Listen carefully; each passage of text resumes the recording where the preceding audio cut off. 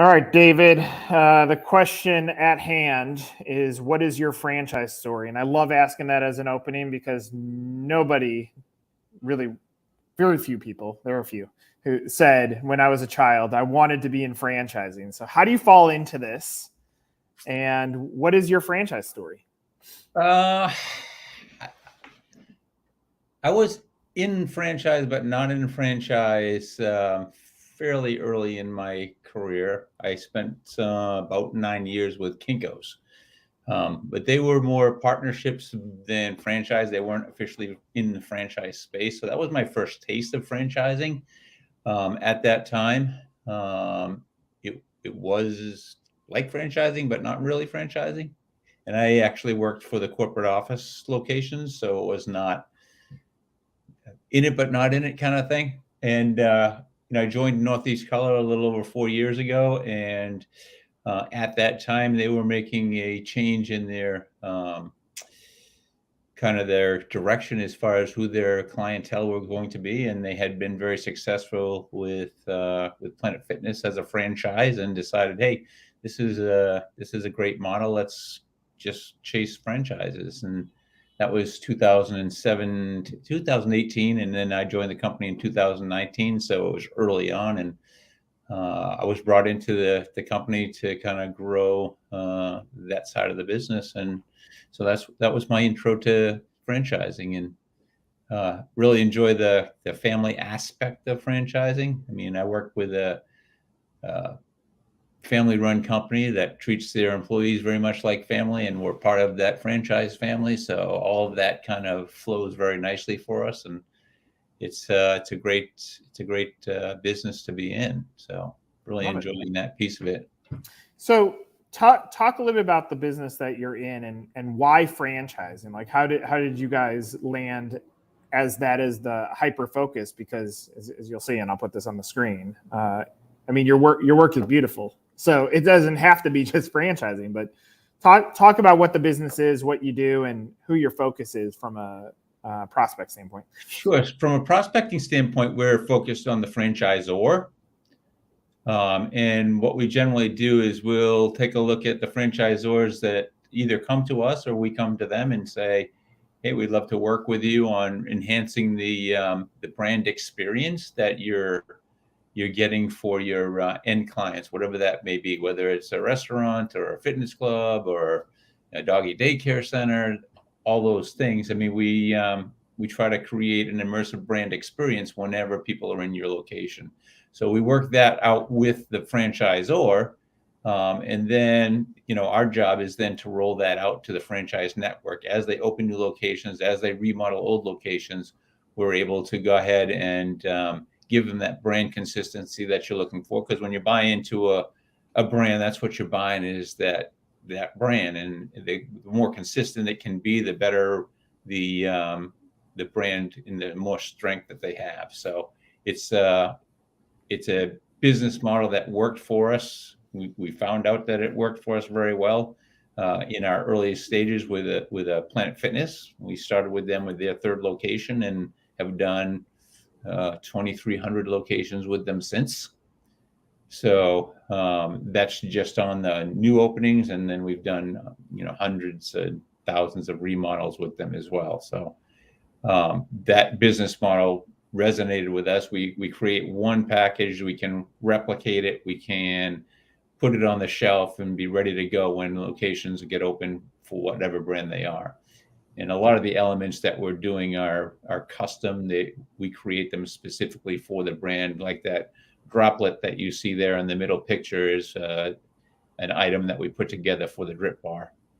And that's rolled out to each one of those locations. But it's an illuminated acrylic lit sign, 6 feet tall, and it's put on a wall covering that has mirrored acrylics on it. So it actually creates motion as you walk down the hallway towards that beautiful droplet. So it's, the creative team does a lot of that work. And then we have a product development team that also does that work. And everything is manufactured right here in Dover, New Hampshire. That's awesome. So, for ideal franchisors, is there a unit count you want them to be at where it makes sense for them to reach out, or is it really any franchisor that can look at this and say, I want this within my four walls? I would say any business, but it's really not true. I think that we play really well in the space where people are at that inflection point, the hockey stick moment when they're chugging along and they've got a few locations and they get to maybe 10 or 15 or 20, and they're looking to grow to 150 over the next 18 months. And those are the brands that we do really well with, because then the brand consistency, they've got a little bit behind them. They've sold enough franchises that they're going to have openings where they need to have that repeatable, kind of sustainable, consistent look for every one of their locations. And because we've been doing it for so long and we understand very well the relationship between the franchisor and the franchisee. And franchisees are very much entrepreneurs, and they have their own ideas about the way things should look and feel. And we try to balance that against what the brand standards are and what the franchisor wants us to do. So we become, in a sense, the brand stewards for the franchisor, while still trying to allow the franchisees to have that creativity. But we play really well in that space where they're really just getting ready to take off and start opening 20, 30, 40 locations a year. The Drip Bar, we started with them in their first location. And they've since opened several hundred locations with us. So it's one of those things where that's usually a little bit too early for us, because they haven't really established their brand and what that's going to look like. Once they get, 15, 20, 30 locations in, they've got a good sense of what that's going to look like and how that's going to feel. But because we do everything here in Dover, we have the advantage of being able to really create that consistency, because the equipment's the same. We do color matching, we do calibrating, so everything's going to look the same every single time. If you're doing business with local vendors, they got different equipment, they got different operators, different experiences. You may end up with, an orange that doesn't really look that orange, or a purple that looks a little pink, or those kinds of things go on when there's multiple vendors involved with doing the work. Brick and mortar only, or will you do mobile too? Brick and mortar is our focus. Mobile, perhaps. I mean, generally there's not a lot there for us to do because we do signage. So with the brick and mortar, we can do the exterior work, we can do the interior work, we also do installation work. So we kind of have that one-stop shop. We'll do car wraps. So if that's something that somebody is looking for their brand, we have the ability to go ahead and print and have car wraps installed as well. So I guess the short answer is yes, but it's not our focus. Okay. So to someone that's watching this, happens upon this as a ghost, and they're trying to figure out, at what point do I reach out to you? You're saying hockey stick, when you're preparing for hockey stick growth and you want a consistency of brand, knowing that the four wall story that you have is essential, and your signage story is essential to building up the customer base, reach out then. What else do you want the ghost candidate, someone that's out there thinking about reaching out to you, what do you want them to know about your business? I would say we're very interested in partnerships. We don't look at ourselves as a vendor. We look at ourselves as a partner. We have a vested interest in the brands that we do business with.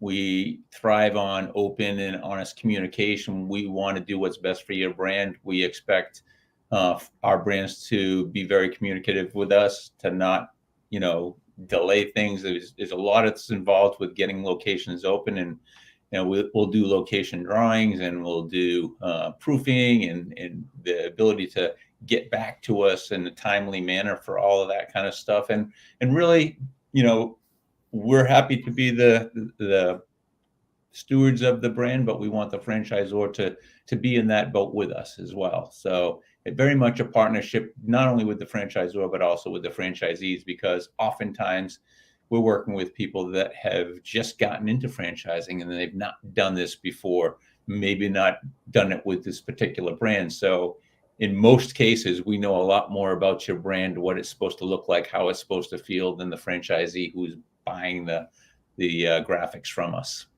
Well, and frankly, that's a big part of franchise development too. When you can show the depth of the brand and the brand consistency, because ultimately a franchisee needs two things answered on the business modeling side. One is, how am I going to get customers? And two, how are you going to offset and eliminate some of the hurdles it would take for me to do this on my own? And clearly the signage package is a part of that process for making the candidate feel comfortable. And clearly you turn into an asset on there too. Yeah, and the ability to scale your brand the way you want to and as quickly as you can. We have a number of brands that open 3, 4, 5 locations a month in some cases. So it's that ability to scale with the brands as they grow that's really kind of set us aside and set us apart from some of the other printers that are out there. And quite honestly, because we don't do one-off jobs, that doesn't take any focus away from us. We're focused strictly on replicatable success in the franchise space. Love it. Easiest way to contact you, through the website, through LinkedIn? What's your preferred method? Through the website is a great way to get in contact with us. We are active on LinkedIn, so you probably, if you're in the franchise space, have seen a lot of posting that we've done. We do work with podcasts and publications. So there's Northeast Color is kind of very entrenched within the franchise space. So I think reaching out to us through the website is probably the easiest. Call us on the phone. We'll pick up and start a conversation with one of the business development executives and take it from there. Love it. For David, I'm Nick. This is another Meet the Supplier. Thanks, David. Appreciate you sharing your story. Thank you, Nick. Appreciate it.